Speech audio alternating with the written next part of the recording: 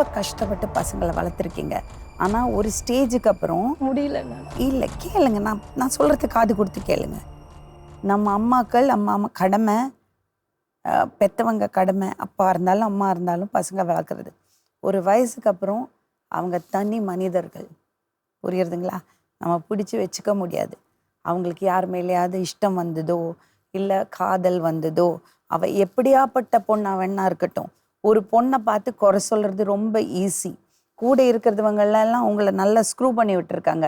அந்த பொண்ணு சரியில்லை, அந்த பொண்ணு தான் உங்கள் பையனோட மண்டையை பிரெயின் வாஷ் பண்ணியிருக்கான், உங்களை ஸ்க்ரூ மூட்டியிருக்காங்க. நீங்கள் அந்த பொண்ணை திட்ட திட்ட உங்கள் பையன் அங்கேருந்து இழுக்க இழுக்க அவன் உங்கள்கிட்டேருந்து விலகி தான் போவான். அவனுக்கு இங்கே உங்கள் மேலேயும் பாசம் இருக்கும், இல்லாமல் இருக்காது. உங்களையும் சமாளித்து அங்கேயும் சமாளிக்க முடியலை. ஆப்வியஸ்லி உங்கள் பையன் அந்த பொண்ணு மேலே காதலில் விழுந்திருக்கும். அது யாருக்கு வேணா எப்படியாப்பட்டவங்களுக்கு மேலே வேணா வரும்.